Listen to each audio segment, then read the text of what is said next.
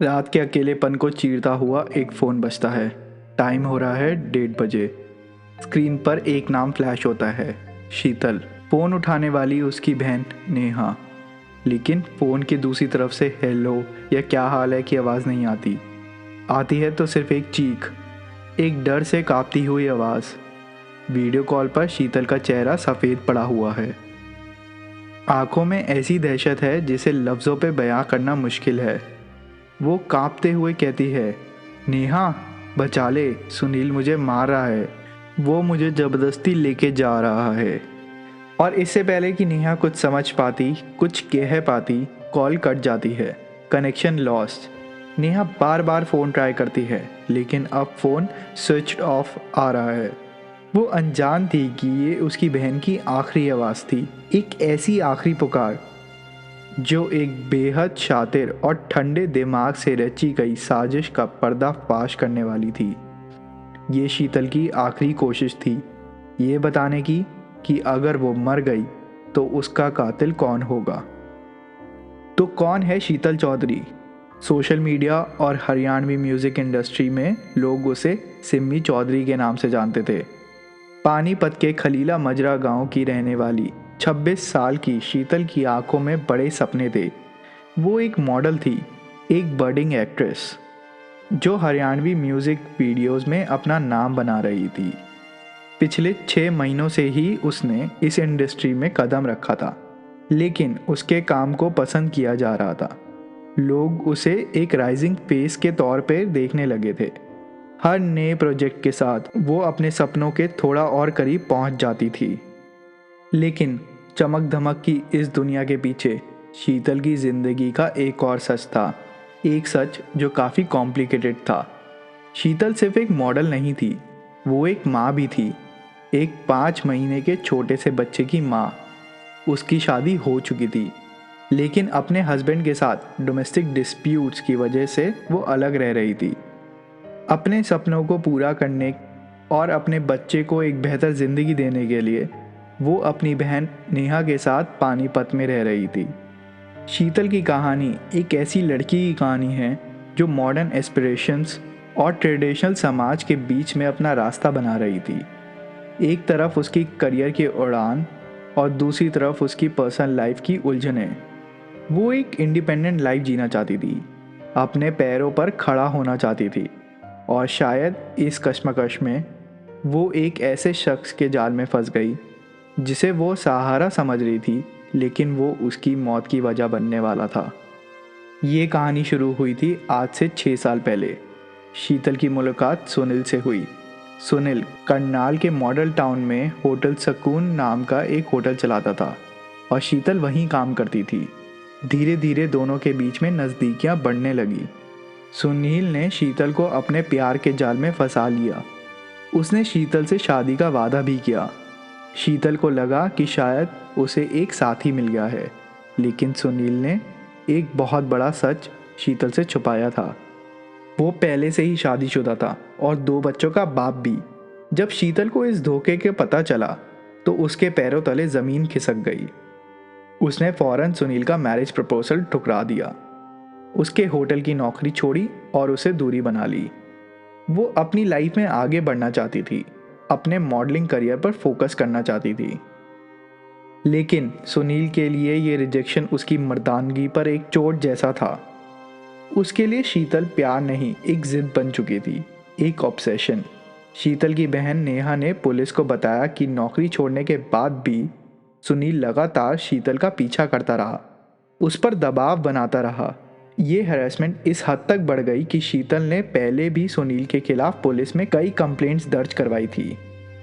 ये इस बात का सबूत है कि शीतल पर खतरा पहले से ही मंडरा रहा था। ये कोई अचानक हुआ गुस्सा नहीं था, ये एक लंबे टाइम से चल रहा ऑब्सेशन और कंट्रोल का नतीजा था। सिस्टम उसकी मदद कर नहीं पाया और सुनील की हिम्मत बढ़ती चली गई। वो शीतल को किसी और के साथ इमेजिन भी नहीं कर सकता था। पुलिस के मुताबिक वो चाहता नहीं था कि शीतल किसी और से बात करे। ये लाइन एक आशिक की नहीं, एक इंसान की सोच को दिखाती है, और इसी सोच ने 14 जून की रात को एक खून को अंजाम दिया। 14 जून 2025 शीतल पानीपत के आहार गांव में एक हरियाणवी म्यूजिक एल्बम की शूटिंग के लिए गई हुई थी। रात तक शूटिंग चली। करीब 10 बजे के आसपास जब शीतल का काम खत्म हुआ तो सुनील वहां अपनी कार लेकर पहुंच गया। सीसीटीवी फुटेज में साफ दिखता है कि रात 10:05 पर शीतल और सुनील एक जगह से निकल रहे हैं, कार में बैठ रहे हैं। शीतल ने वही ऑरेंज टॉप पहना हुआ है जिसमें उसकी लाश मिली। दोनों कार में बैठे। पुलिस के मुताबिक उन्होंने ड्रिंक्स भी ली। फिर उनके बीच झगड़ा शुरू हो गया। झगड़े की वजह एक फ़ोन कॉल। शीतल के फ़ोन पर किसी और लड़के का कॉल आया। सुनील ने ऑब्जेक्ट किया। उसने शीतल को कॉल उठाने से मना किया, लेकिन शीतल ने उसकी बात नहीं मानी और कॉल रिसीव कर लिया। ये शीतल की तरफ से आज़ादी के एक छोटा सा एक्ट था, लेकिन सुनील के पॉजिटिव दिमाग के लिए ये एक ऐलाने जंग थी। उसे लगता था कि शीतल उसके कंट्रोल से पूरी तरह निकल रही है। उसका गुस्सा 7वें आसमान पर पहुंच गया। उसने कार में पहले से रखा हुआ चाकू निकाला। ये इस बात का सबसे बड़ा सबूत है कि कत्ल गुस्से में अचानक नहीं बल्कि प्री प्लान था। उसने शीतल पर चाकू से एक के बाद एक कुल 8 वार किए। उसके गले पर, छाती पर, हाथों पर, जहाँ जगह मिली वो वार करता गया। उसने शीतल का गला भी रेत दिया। कुछ ही पलों में शीतल की सांसें हमेशा के लिए थम चुकी थी। एक सपना, एक जिंदगी, एक माँ, सब कुछ खत्म हो गया था। अब सुनील के सामने थी शीतल की लाश। उसे इस लाश को ठिकाने लगाना था और खुद को बचाना था। उसने एक शातिर प्लान बनाया। सुनील ने शीतल की लाश को कार में रखा और पानीपत की तरफ चल पड़ा। उसने सोचा कि वो इस मर्डर को एक एक्सीडेंट का रूप देगा। उसने अपनी कार को सीधा दिल्ली पैरेलल कनाल में गिरा दिया। उसका प्लान था कि वो खुद बचकर निकल जाएगा और दुनिया को ये बताएगा कि कार एक्सीडेंट में शीतल डूब गई। सुनील का ये एक अच्छा तरीका था और वो जानता था कि शीतल को तैरना नहीं आता है। प्लान के मुताबिक कार नहर में गिरने के बाद आसपास के लोगों ने उसे बचा लिया। वो फ़ौरन एक प्राइवेट हॉस्पिटल में एडमिट हो गया और पुलिस को यही एक्सीडेंट वाली झूठी कहानी सुना दी। उसको लगा कि उसने एक परफेक्ट क्राइम किया है, लेकिन वो कहते हैं ना, कानून के हाथ लंबे होते हैं। हरियाणा पुलिस ने जब इन्वेस्टिगेशन शुरू की तो सुनील के झूठ की दीवार धीरे धीरे गिरने लगी। पहला सबूत, शीतल की बहन नेहा की कंप्लेंट और वो आखिरी वीडियो कॉल, ये सबसे बड़ा सबूत था। शीतल ने मरने से पहले अपने कातिल सुनील का नाम ले लिया था। दूसरा सबूत, जब पुलिस ने सुनील की कार नहर से निकाली तो कार में शीतल की लाश नहीं थी। कार में सिर्फ शीतल के सैंडल्स और उसके फ़ोन मिले। अगर एक्सीडेंट हुआ था तो लाश कार के आसपास ही होनी चाहिए थी।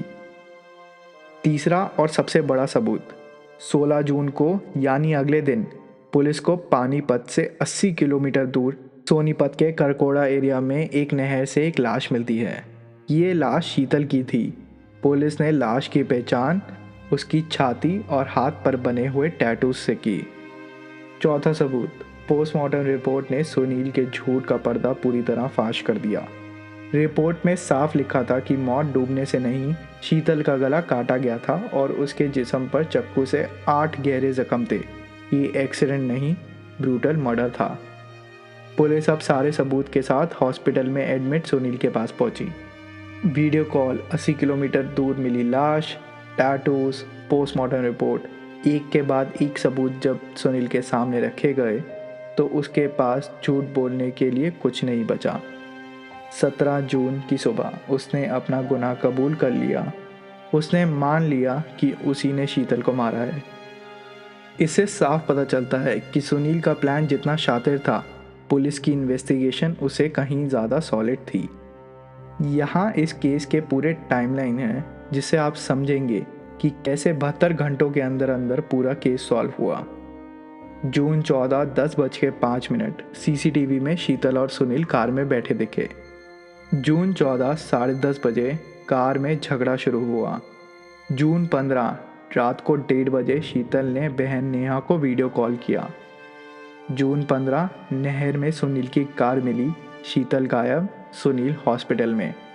जून 16 सोनीपत में शीतल की लाश मिली और जून 17 सुनील ने पुलिस इंटेरोगेशन में गुनाह कबूल किया।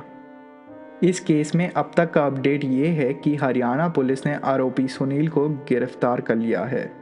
वो पानीपत के इसराना गांव का रहने वाला है, शादीशुदा है, 2 बच्चों का बाप है और एक होटल का मालिक रह चुका है। 17 जून को अरेस्ट के बाद सुनील को डिस्ट्रिक्ट कोर्ट में पेश किया गया, जहां से उसे 2 दिन की पुलिस रिमांड पर भेज दिया गया। पुलिस ये जांच करना चाहती है कि इस कत्ल में क्या कोई और भी शामिल था। अभी ये केस अपने शुरुआती दौर में है, गिरफ्तारी हो चुकी है, कन्फेशन भी हो चुका है, लेकिन इंसाफ का सफ़र अभी लंबा है। केस अब अदालत में चलेगा, जहां प्रोसिक्यूशन को सारे सबूत पेश करके सुनील का गुनाह बिना किसी शक के साबित करना होगा। इस केस का आखिरी फैसला आना भी बाकी है। हम उम्मीद करते हैं कि शीतल चौधरी और उसके परिवार को जल्द से जल्द इंसाफ मिलेगा। एक माँ, एक बेटी, एक बहन जिसके सपनों को इतनी बेरहमी से कुचल दिया गया, उसे इंसाफ मिलना ही चाहिए। We will meet you in the next video with another story. Until then, take care, stay alert. Jai Hind.